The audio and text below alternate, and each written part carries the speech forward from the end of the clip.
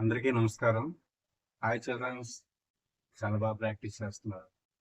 మనం చదువుకుంటున్నాం కదా, సిలబస్లోను 6-7 సబ్జెక్టులు ఉంటాయి కదా. అందులో మనకి ఇష్టమైనవి ఒక 4 అంటే అన్ని ఇష్టం అని కాదు, ఇన్ని ఇష్టపడరు. బాగా ఇష్టం, నాకు పలానా సబ్జెక్ట్ ఇష్టం అని అంటారు. మిగతాయి తప్పదు అన్నట్టుగా ఉంటుంది.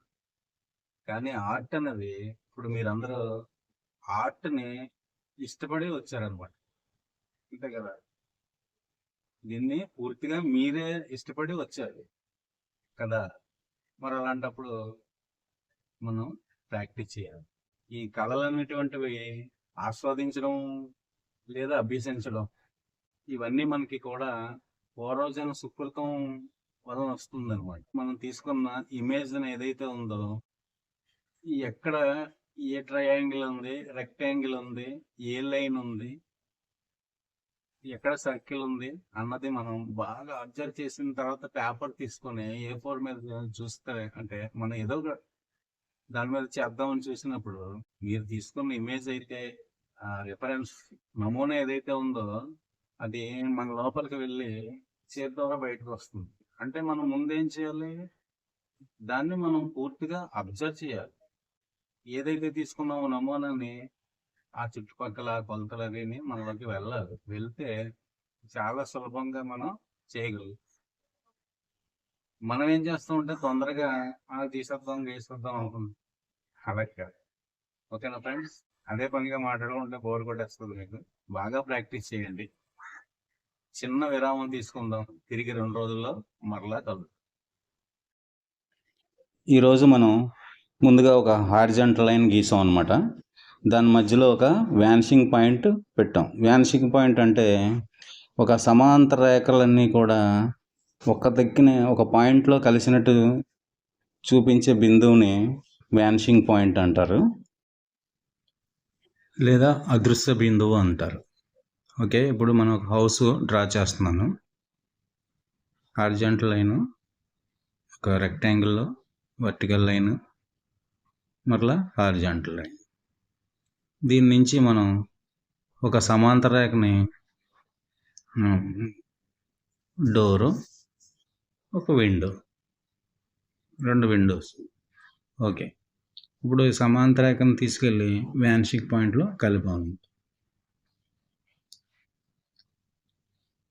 ఇది కూడా మనం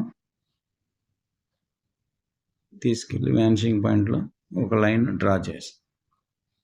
అంటే ఒక స్ట్రీట్ మాట. అది అదృశ్య బిందువు. అంటే ఆ స్ట్రీట్ ఎండింగ్ పాయింట్ మనం ఏదైనా చూసినప్పుడు ఆ చివర ఉన్నది మనకి చిన్నగా కనిపిస్తుంది కదా, దాన్ని వ్యానిషింగ్ పాయింట్ లేదా అదృశ్య బిందువు అనుకున్నాం కదా. అలాగే సెంటర్కి, మనకి రూఫ్ సెంటర్ రావాలంటే ఇలా మార్క్ చేసుకొని హారిజాంటల్ లైన్ నుంచి అలా వర్టికల్ లైన్ తీసుకొస్తే షెడ్ తాలూకు హైట్ పర్ఫెక్ట్గా వస్తుంది అనమాట. అనదర్ హౌస్ అనమాట. ఇంకొకటి మనం అలా దగ్గరగా ఉన్నది, వైడ్లో ఉన్నది కూడా పెద్దగా కనిపిస్తుంది, టెలీలో దూరంలో ఉన్నది చిన్నగా కనిపిస్తుంది. ఒక స్ట్రీట్లో ఒక లైన్లో ఉన్నట్టు అనమాట ఇది. అలాగే మనం ఒక లైన్ ఇటు తీసుకొని ఒక 3-4 ట్రీస్ వేస్తాం అన్నమాట, చెట్లు. చూడండి, దీన్ని కూడా మనం ఒక సమాంతర రేఖను తీసుకెళ్ళి వ్యానిషింగ్ పాయింట్లో కలుపుతాం. ఇప్పుడు మరొక చెట్టు వేస్తున్నాం. చూసారా, అలాగా దృశ్య బిందువు దగ్గరికి వెళ్ళేటప్పటికల్లా చిన్నది క్లౌడ్స్ వేసాం. ఇప్పుడు కొంచెం డార్క్ చేసే హైలైట్స్ ఇస్తాం అన్నమాట. కొంచెం పెన్సిల్పై ప్రెజర్ పెట్టి హైలైట్స్ ఇస్తున్నాం. అలాగే విండోస్కి, డోర్కి. ఓకేనా? ఇప్పుడు మరలా చూడండి, చెట్లు, ట్రీస్ కూడా చిన్న హైలైట్స్. డార్క్, మనకి ఆపోజిట్ సైడ్ ఉన్నవన్నీ డార్క్, మన సైడ్ ఉన్నవన్నీ కొంచెం లైట్. ఇది స్కెచ్. దీన్ని మనం కలర్స్తోనే చాలా హైలైట్ చేసుకోవచ్చు. రఫ్గా స్కెచ్ అనమాట ఇది. చూడండి, వాల్యూ యాడ్ చేసిన తర్వాత ఒక ఎఫెక్ట్ మనకు కనిపిస్తుంది.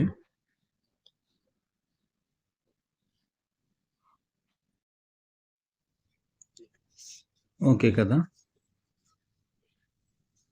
మనకి స్కెచ్ డ్రాయింగ్ పర్ఫెక్ట్గా వచ్చేసిన తర్వాత ఆ రఫ్ లైన్స్ అనేసి మనం అన్నీ ఎరైజ్ చేసేసుకో.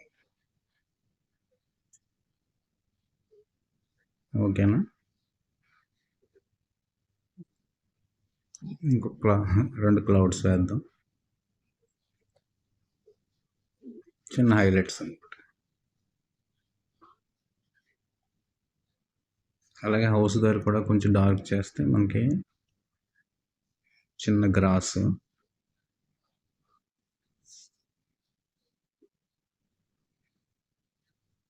చిన్న షాడోస్ ఇస్తాం అనమాట.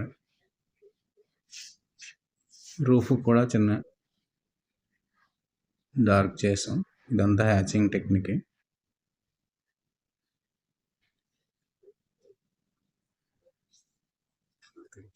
రఫ్ లైన్స్ అన్నీ కూడా మనకి డ్రాయింగ్ బాగా అనిపించిన తర్వాత చెరిపేసుకోవడం జరుగుతుంది. దీన్ని మనం వాటర్ కలర్స్తో చక్కగా చేసుకోవచ్చు. Thank you. హాయ్ కిడ్స్, ఈరోజు మనం యాపిల్ డ్రా చేద్దాం.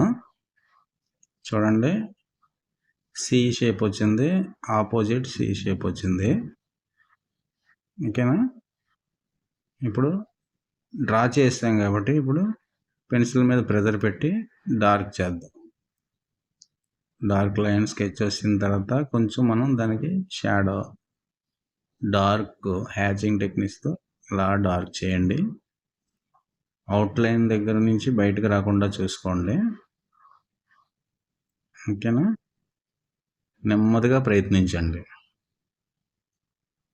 ఇప్పుడు చిన్నది ఏదైనా పేపర్ తీసుకొని, టిష్యూ పేపర్ ఉంటే వాడండి, లేదా పేపర్తోనే దాన్ని కొంచెం మెజ్జింగ్ చేయండి. ఇప్పుడు మళ్ళీ అనదర్ కొంచెం డార్క్ పెన్సిల్ ఉంది, దాంతో మళ్ళీ మనం ఒకసారి దానికి షాడో ఇద్దాం. డార్క్ ఎడ్జ్ నుంచి డార్క్ చేద్దాం. చూడండి, పెన్సిల్ ఎలా పట్టుకున్నాను నేను ఇప్పుడు సైడ్కి పట్టుకున్నాను. గమనించారా. మళ్ళీ లైన్ వేసినప్పుడు కొంచెం స్ట్రైట్ అయింది. హ్యాచింగ్ టెక్నిక్ ఎప్పుడు కూడా పెన్సిల్ క్రాస్గా పట్టు. ఓకేనా.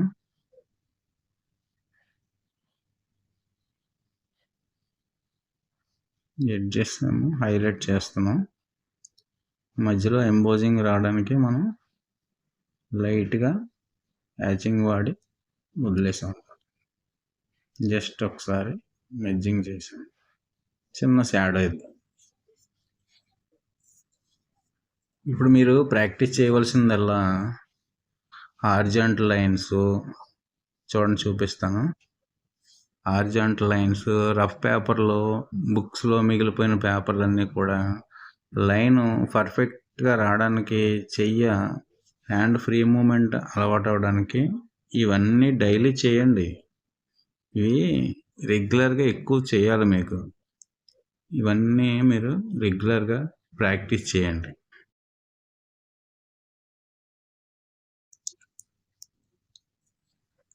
బాగా ప్రాక్టీస్ చేయండి. Thank you very much.